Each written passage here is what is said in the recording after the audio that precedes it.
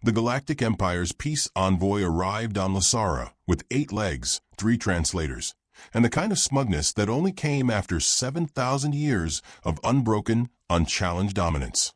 The chamber was circular, sterile, adorned with floating glyphs from 1,000-member species.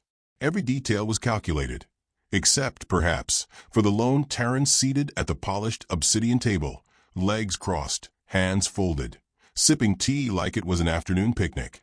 His nameplate simply read, Marshall D. Langston, Earth, Observer Status. He looked harmless. Mid-40s, weathered but warm. Dark blazer. Laugh lines creased around his eyes like he'd spent too much time smiling through lies. A diplomat, they assumed. Not worth noting. Zuvex, the Vortari Imperator, leaned forward, mandibles twitching. Per Treaty Clause 9C of the Pax Astra Magna, and with unanimous imperial approval, the Galactic Empire hereby terminates its peace compact with Earth and all associated Terran territories. You have effectively been uninvited. There was a rustle of ceremonial silk as his attendants bowed. One laid a scroll of plasma-etched crystal on the table. Another rang a bell that sounded suspiciously like a toaster malfunctioning. Langston didn't blink. Well, that's very kind of you to come all this way just to tell me that. Would you like a biscuit? Silence. Rilvan, the crystalline elder, shifted in a low thrum. His form glimmered in the artificial light, an ever-shifting sculpture of patience. He regarded Langston with quiet wariness. Surely humanity will respond diplomatically to this. Oh, we're always diplomatic, Langston said with a smile so polite it nearly glowed. He set down his tea with a soft clink. In fact, I believe we already have. Zuvex blinked. I beg your pardon? The moment your bell rang, a signal was relayed from this station back to Earth. Langston nodded toward the ceiling. You declared the game. We've simply begun playing. Blocknor, the amphibian general, squelched forward and scoffed. That's what you call a response? Tea and riddles? Your species didn't even have fusion drive until we handed you the specs, like handing fire to chimps. That's true, Langston said. And how very generous of you. But we've always been more of a slow-bake species. We take our time. Let things simmer. His eyes drifted upward. High above, in the upper orbit of Lasara, a Terran diplomatic satellite blinked once, just once, before going dark. A flash. A whisper. None of the aliens noticed. Or rather, none of them understood. You do realize, Blocknor sneered, that a declaration of war against Earth is a mere formality. We could wipe out your fleets in days. Of course, Langston said pleasantly. And yet here we are. A silence passed. A thin, long silence. Rilvan's inner pulse turned violet, a sign of unease. Zuvex cleared his throat with a hiss of steam. Humanity has resisted integration for too long. You clung to your moons and mining colonies like feral scavengers. Now, the Empire has spoken. Compliance or consequence? Langston reached into his blazer pocket and pulled out a handkerchief. He unfolded it delicately and began polishing his glasses. I've always found that word interesting, he murmured. Compliance. Comes from Latin, doesn't it? Com meaning together. And plier, to fill. But funny thing about humans, when you try to fill us, we usually overflow. Zuvex narrowed his eyes. This isn't a conversation. Langston looked up. His smile was still there, but something in it had cooled. His eyes had the color of gunmetal rain. You're right. It's a courtesy. Which, by the way, we're very fond of. Courtesy, civility, goodbyes, and long memories. Zuvex stood. So be it. This session is closed. Earth will be notified of incoming. You're welcome to notify them yourself. Langston rose, slow and deliberate, though you may find it difficult. Blocknor laughed. And why is that, little diplomat? Langston buttoned his blazer. Because the moment that bell rang, every Terran listening post, AI node, and war protocol under the Soul Charter went hot. You didn't break a treaty. You lit the fuse. Rilvan's crystalline surface dimmed a shade. You prepared for this? Langston stepped toward the exit. Oh no. We prepared for your grandchildren doing this. Are you threatening us? Zuvex snarled. Langston paused, hand on the doorframe. His voice smiled. Threats are so unpolished. I prefer predictions. With that, he left. 10 minutes later, aboard the human vessel the Thresher, Langston stood alone in the command chamber. The ship hummed softly.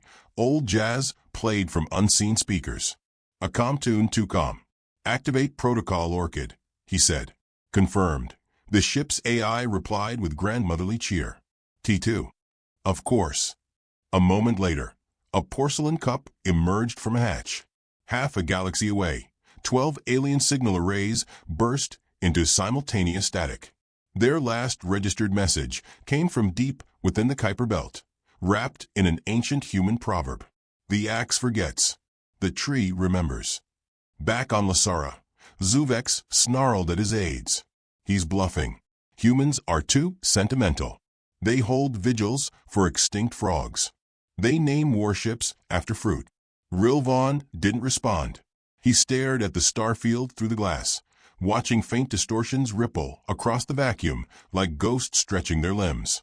Below the Empire's sensor threshold, something massive moved beneath the asteroid belt. Slowly, deliberately, aboard the Thresher, Langston received a message from Earth. Confirmed.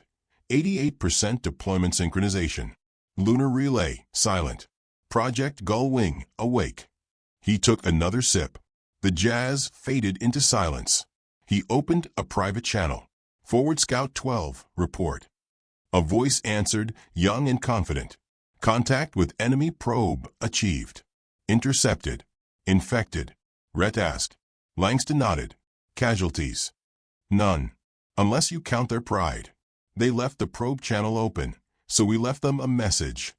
What kind? The kind they can't unread. In a children's voice. Langston almost smiled. Hours passed. Across the Empire's core systems, curious signals emerged. Harmless at first. Strange Earth music on military channels. Terran jokes embedded in weather reports. Then worse. Weapons misfired. Star forges stalled. Security systems rebooted mid-cycle. In the war room of High Command, General Blocknor reviewed the logs. Line after line of corrupted code. And at the center, a human signature repeating in binary. We told you not to wake us. Panic did not come immediately. It never does with empires. But fear? Fear crept in like cold water through cracked hull plating. Langston sat quietly in his quarters, watching an old Earth film on a flickering screen. In the corner of the frame, a child threw a paper airplane into the wind. The kind of innocence only a dangerous species can afford. A soft chime interrupted him. Marshal, the ship's AI said. Orbital scans from Lasara show increased shielding, fleet movement, and 3 dreadnoughts moving toward the Soul Gate. Langston leaned back. 3, he whispered. Just 3. He looked out at the stars. They looked back and smiled. The Earth Command Center didn't look like much, just a quiet building tucked into the Rocky Mountains, camouflaged by pine trees and unbothered elk. It had no spires, no grand banners, no guards in polished armor. It had cardigans, quilted slippers, the scent of black coffee and distant lightning storms. Inside, in a wood-paneled room that resembled an outdated university faculty lounge, 12 people sat around a long table cluttered with mismatched mugs and old chess sets. One woman was knitting. One man was eating cereal out of a military helmet. Another gently blew dust off a vinyl record of Aretha Franklin. Marshal David Langston stepped through the double doors and waited. No one looked up. Not right away. Rude to interrupt breakfast, murmured Admiral Nia Vasquez without pausing her knitting. Langston folded his arms. They've declared war. Properly this time. The spoon clinked in the helmet bowl. General Chun raised an eyebrow. So they actually broke the treaty. Langston nodded. With a ceremonial bell and everything. Huh. Chun paused. How festive. The knitting needles stopped. Admiral Vasquez's eyes lifted. Do we proceed? Langston held up a small, silver coin, the kind once used to buy subway rides in New York. He flipped it. It never hit the floor. The room went still. Even the lights dimmed, like the building itself had taken a breath. From a wall speaker came a voice, old and warm. Command recognition confirmed. Protocol Orchid sustained. Activation locked. Welcome back, children. Several people smiled. The one with the record whispered, "She remembers us."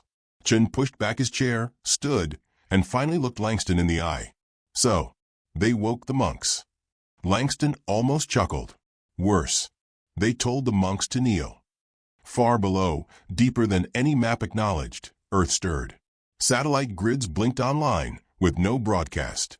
Sleeper drones buried in the sands of Mars began to hum. In the Mariana Trench, something ancient opened an eye. And in Antarctica, where the cold made silence sacred, a facility long thought to be abandoned received a coded knock. One long, three short, one long. Inside, an old woman in flannel pajamas turned off her classical music, slipped on boots, and walked into the war room like she hadn't missed a day. They called it Serenity 1, though no one aboard had ever known peace. The Terran flagship looked like a poem written in brutalist metal. Smooth, predatory lines folded around ancient scars, and too many hidden compartments. It cruised silently through the black, trailing no emissions, its core reactor humming like a throat clearing before sermon. Langston arrived on the bridge and was greeted by the scent of rosemary and steel polish. He crossed to the viewing port and gazed out. The Empire's dreadnoughts had arrived early. 3 of them. All identical, clean, boxy, efficient. The kind of design that said, "We plan to win quickly and never think about this again." Their approach was slow, deliberate, a warning disguised as grace. Langston tapped the armrest of his command chair. "What's the latest on Rilvon?" Still requesting an audience, the ship's AI answered sweetly. "Shall I have the ship smell like cinnamon when he arrives?" "No," Langston murmured. "Make it smell like his childhood home." A pause. Terran strawberries and burning glass. Exactly. Moments later, the crystalline elder shimmered into the bridge via hollow channel. His form flickered with colors that didn't exist on the periodic table. "You orchestrated this," Rilvon said. "We came with dreadnoughts, and you respond with ambience." Langston turned. "Have you ever tried attacking a planet that smells like your mother's kitchen? I didn't come to debate sensory warfare. Then you came to lose." Rilvon's glow dimmed. "Zuvex believes your kind is reckless, unrefined. But I know better. I studied Earth's history. There's a pattern to your madness." Langston smiled. "That's what we want you to think. Madness is very useful cover. You've prepared for centuries." Langston's eyes gleamed. "Millennia. And now you plan to burn everything." "No," Langston said softly. "Now we plan to tilt the table." Meanwhile, on the Empire's command station in orbit around Velther Prime, Zuvex paced with growing agitation. Aides brought him fresh intelligence, garbled reports, system malfunctions, strange human music playing on supply channels. One report claimed that 2 entire starbases had been shut down after receiving a packet titled, "Congratulations. You've just been enrolled in the Galactic Terran newsletter." They had opened it. They should not have opened it. Zuvex's second-in-command, a violet-skinned tactician named Aether, approached with trembling limbs. "There are rumors from the fringe colonies. Human units have appeared without ships.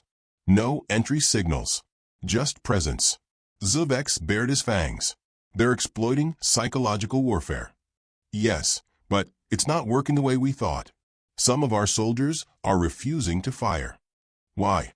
Aether hesitated. "Because the humans aren't threatening them. They're smiling." The Imperator froze. Back on Earth, in a garden just outside what used to be San Diego, an old veteran sipped lemonade as children played nearby. He wore a faded uniform and sandals. A young boy ran up. "Sir." The beacons lit again. The old man nodded, eyes closed. Took them long enough. He reached under the bench and pulled out a sealed case. Inside, a harmonica, and beneath it, a railgun coil. He stood slowly, knees popping. "Guess it's time for the old ones to dance again." The children followed him. Aboard Serenity 1, the bridge lights dimmed. Dave Langston stood in front of the holomap, watching as red dots began to cluster along the outer rim of the galaxy. Activations confirmed in all quadrants, the AI reported. Volunteers exceeding projections. Not a single command issued. They're moving on instinct. Langston nodded. They've waited long enough. Estimated time to contact: 3 hours, 22 minutes.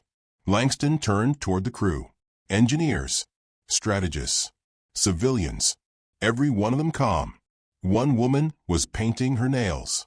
Another was folding paper cranes. Remember, Langston said, we don't win by being louder. We win by being the punchline they didn't see coming. The crew smiled, and the stars shivered.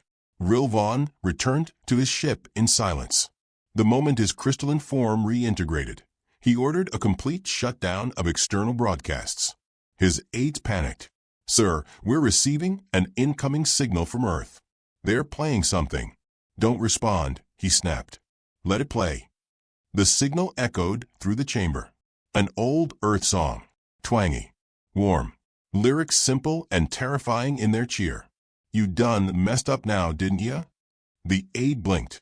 Is this a threat? Rilvan whispered, no, it's worse. What could be worse? The elder turned slowly. A warning that rhymes. Hours later, just past the orbit of Venus, 3 Imperial dreadnoughts deployed their assault fleets. Hundreds of ships.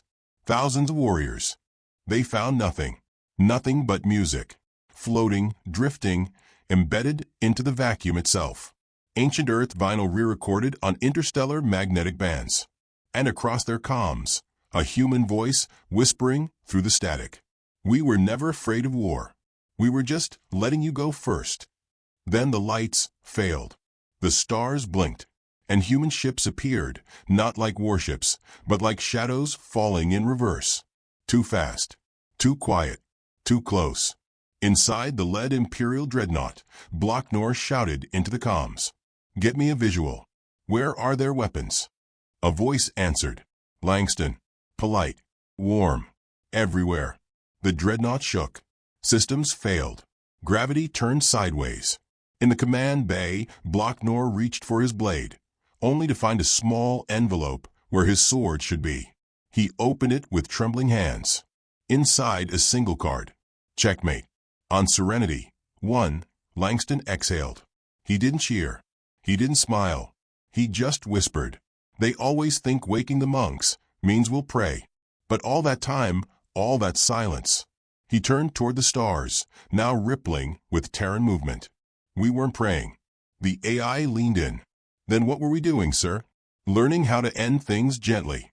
And then, far off in the distance, the Galactic Empire's beacon world, Velther Prime, flickered. Once. Twice. Then disappeared. Velther Prime did not explode. That would have been too human. Instead, it stopped. From orbit, it looked the same.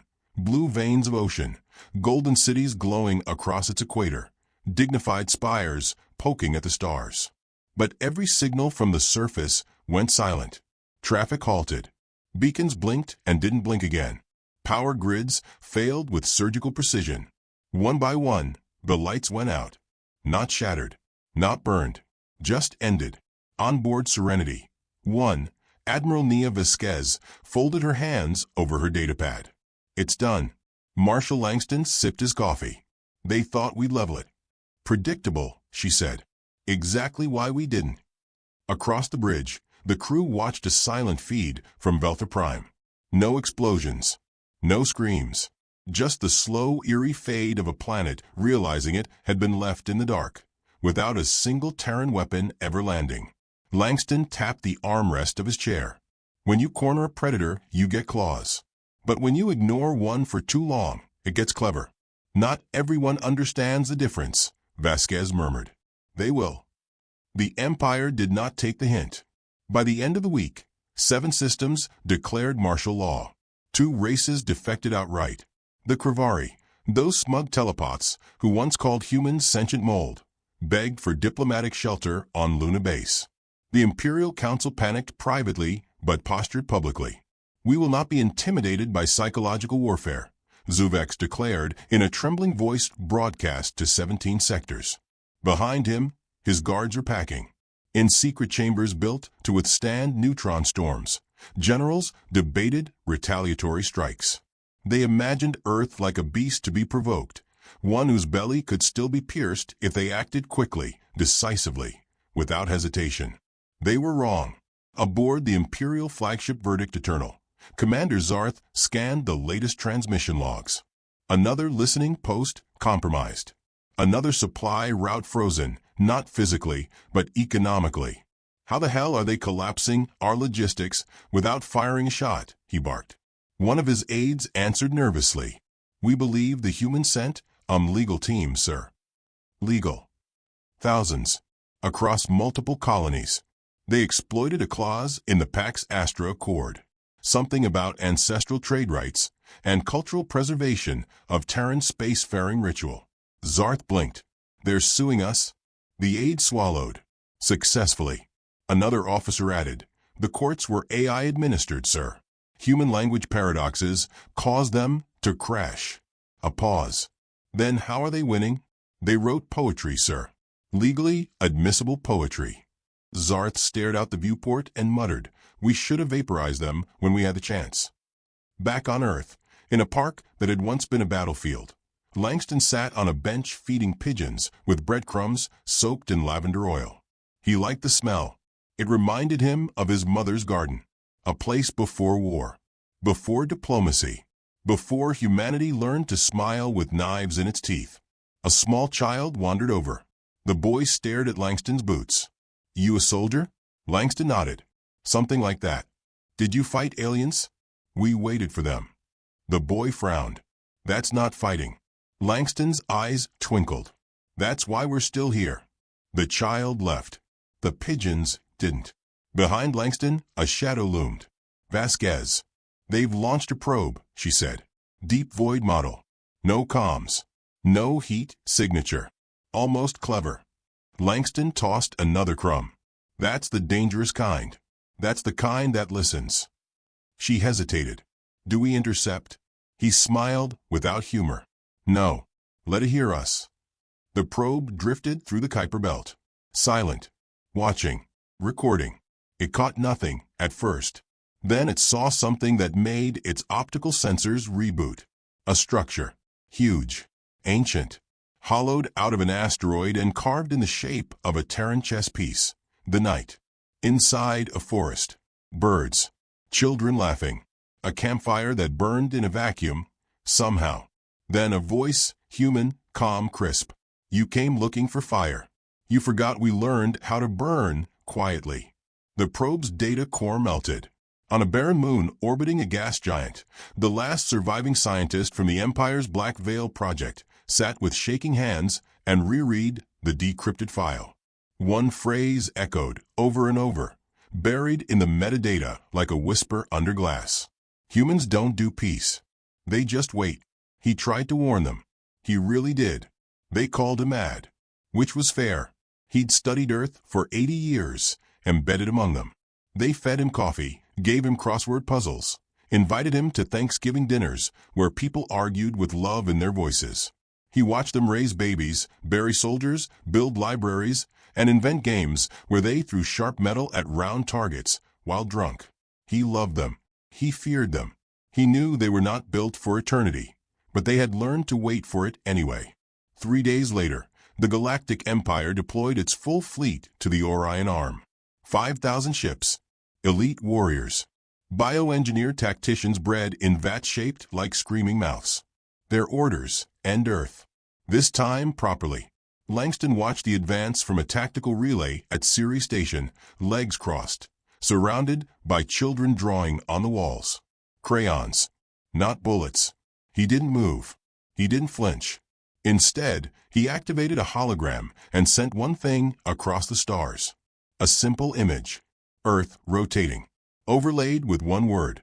Try. The Empire's forward ships received the signal. Their system stalled. Engines coughed. Lights flickered. Inside the fleet's central AI, a synthetic consciousness bred to mimic fear without feeling it. A recursive loop activated. It had no way to explain the human signal. No origin. No code signature. Just that word, over and over, multiplied across frequencies only dolphins and dead philosophers could hear. Try. Zuvex screamed at the council. They're mocking us with silence. Rilvan spoke calmly. They're not mocking us. They're giving us a choice. Between what? Submission and extinction. Rilvan's glow pulsed faintly. Between forgetting what they are or remembering what they've become. Zuvex struck the table, shattering its surface. Enough riddles. Rilvan looked to the stars. They waited. While we postured, they planned. While we laughed, they learned. While we ruled, they watched. And now, Rilvan dimmed. Now they remind. In the outer dark, as the Empire's fleet descended toward Sol, something emerged from behind Neptune's shadow. It was not a ship. It was not a station. It was a mirror, constructed from collapsed stars and human stubbornness. It reflected the approaching dreadnoughts in eerie silence, copying every movement, every sensor ping, every line of command. When the Empire opened fire, the mirror didn't retaliate. It absorbed. And then, frame by frame, it rewrote. The dreadnoughts found themselves moving differently, firing at each other, singing lullabies in old German dialects.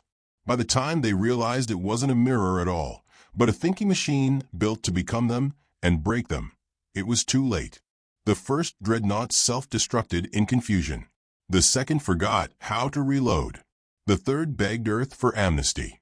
Langston stood on Earth's highest point, Mt. Chimborazo, watching the stars with quiet breath. Behind him, Vasquez said, "They'll try again." He nodded. That's the nature of empires. And us. Langston sipped tea. We were never meant to be one. She studied him. Then what are we? He didn't answer right away. Instead, he set the cup down and whispered, "Proof." A beat. She tilted her head. Proof of what? Langston smiled, gaze never leaving the sky. That you can survive peace and still be ready for war. Far above them, something massive stirred in orbit. Not human, not alien. Something built by both, long ago. Hidden, waiting. And now, finally waking up. The silence before impact wasn't silence at all. It was reverence. The Galactic Empire's core fleet, 40 dreadnoughts, 9 siege moons, and a swarm of escort ships larger than Earth's continental crust, moved as one. Their hulls glimmered with gold script and imperial sigils, proud and precise. The last time such a formation was gathered was the annexation of the Tulva Spiral, which had ended in 23 minutes and 0 casualties. For the Empire, anyway. Now they came for Earth. Or so they thought. Langston stood at the bow of Serenity. One, not looking at the ships, but into the dark space between them. The spot where the Empire had left no sensor, no scout, no caution. That was where the real story sat. You're sure? Vasquez asked beside him, one hand resting gently on the brass rail. Langston didn't blink. They committed, fully, took the bait. Behind them, the tactical room was quiet. No shouting, no alarms, just soft music playing, a piano piece melancholic and strange, composed by a colonist from Europa who never made it home. Vasquez stepped closer. We still have time to disable. We could let them live. We could. Langston's voice was like snowfall. But they didn't break peace. They broke faith. With the idea of mercy. Do we need to prove a point? Langston looked at her. They gave us peace because they thought we'd break. We kept it to make sure they did. At that, Vasquez nodded. Not in agreement, but in understanding. Below Earth's crust, ancient satellites came online. They were not made of steel. They were not shaped like weapons. They were shaped like bones. Human femurs, exactly 7,000 of them, each grown from DNA taken from the first treaty's founding council. They were keys. And they began to turn. Zuvex sat in the heart of the flagship Imperial Virtue, pacing like a predator in a cage made of mirrors. Every scan showed Earth had not yet fired a single weapon. Every channel was jammed by music and old human speeches. Every fleet coordinator insisted the humans were bluffing. Do they not realize they've already lost? He muttered. Rilvan's hologram shimmered to life before him, darker than usual. They haven't lost. The crystalline elder said. They're outnumbered. They counted differently. Zuvexist. We will bury them. Rilvan's response was slow. You already did. That was your first mistake. And then he vanished. At Earth's southern pole, a monolith rose. It had no mass, but everything bent around it. Light, data, memory. Inside the Council of Silence, a chamber that had not convened since the fall of Atlantis, 12 humans stood. Only 3 were known to the public. The rest had no records, no birthplaces, only legacies carved into myth. One of them, a blind man named Ives, whispered, "The Empire thinks we are meat with tools." "And what are we?" someone asked. "Farmers, gardeners, watchers of the fuse." Another voice spoke, old and female. "Is it lit?" The blind man smiled. "Lit? My dear, it's already burned to the core." In orbit, as the Imperial fleet crossed Mars' gravity well, something changed. Not in the humans, in them. The dreadnoughts began to lag, one by one, not because of sabotage or signal disruption, but because their captains hesitated. They hesitated because they realized Earth hadn't fired. They hesitated because they felt watched. And they were, all of them. From inside, the humans had been patient. They had been polite. And they had installed watchers in the Empire's own minds. Not spies. Stories. Centuries ago, the Terrans had begun seeding their myths, folktales, urban legends, lullabies, into the outer colonies. Harmless. Innocent. Cultural cross-pollination, the diplomats said. Now those stories awoke. Soldiers in the Empire began to hear whispers. Dreams of old Earth gods that never existed. Names like Hollow Mary, the Sleeping Maw, the Architect with no face. They dreamt of war fought not with blades, but with memory. Entire regiments surrendered out of fear that killing a Terran might summon something worse. In the Empire's flagship, a mid-rank officer tore out her own eyes after seeing a human face in the mirror, smiling with her own mouth.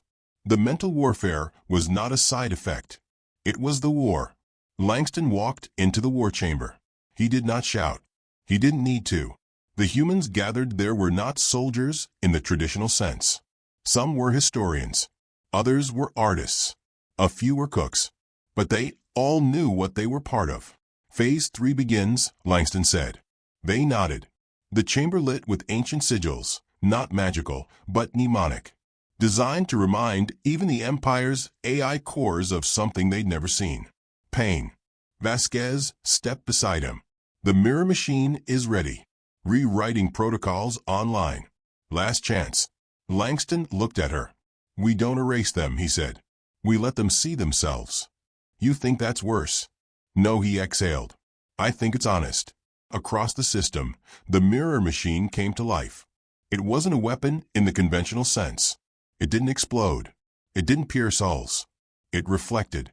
Everything the Empire did, every message, every command, every scream, was bounced back at them tenfold, layered with their own secret thoughts, their own concealed crimes, their own ambitions. Suddenly, officers began betraying one another in fear of exposure. Governors declared independence to avoid retaliation. Entire fleets fled, not from destruction, but from being seen. Zuvex's command console dissolved into images of every planet the Empire had silenced. Screaming children, burning libraries, executions done in silence. One word burned in every display. Remember. In the Empire's throne system, panic became policy. Rilvan stood in the Council of Ancients, surrounded by quaking advisors. They've activated it, one said. They weren't supposed to, whispered another. We thought they dismantled. They didn't, Rilvan replied. They just waited for someone else to light the fuse. What do we do? The youngest asked. Rilvan stared into the black. We watch. We witness. And if we survive, we warn. Back on Serenity. 1. Langston stepped into a smaller chamber, his own. No observers. Just a desk. A cup of tea. A small picture of Earth, old and faded, drawn by a child long dead. He pressed a panel. A private line opened. A voice answered, clipped and wary. You said I'd never hear from you again. Langston smiled gently. You were wrong. How bad is it? Langston stared at the stars. Bad enough they'll never start another war. A silence passed. Are we the monsters now? The voice asked. Langston answered without pause. No. Then what are we? We're the lesson they refused to learn. Above Earth, the Imperial fleet fractured. Some ships turned on each other. Some powered down and surrendered. A few simply disappeared, AI captains choosing self-termination rather than continue. One dreadnought remained, the Imperial Virtue. Zuvex sat alone in the throne chamber, trembling. The lights dimmed. Langston's voice came through every speaker, soft as a lullaby. We told you peace wasn't a gift. It was a test. You failed. You can't destroy us, Zuvex rasped. No, Langston agreed. That would be too easy. A moment passed. Then light. From every direction. Images of Earth. Of humans. Of forgiveness. Then images of what the Empire had done. Then silence. Then a mirror. Zuvex looked into it and saw a child. Himself. Before the crown. Before the wars. Just a child. And behind that child, a Terran holding out a book. A choice. And he had said no. The mirror shattered. Back on Earth, Langston stood beneath the stars, surrounded by silence. Vasquez approached slowly. It's over, she said. Langston didn't answer. She watched him for a long moment. We didn't want peace. We just wanted them to break it. He nodded.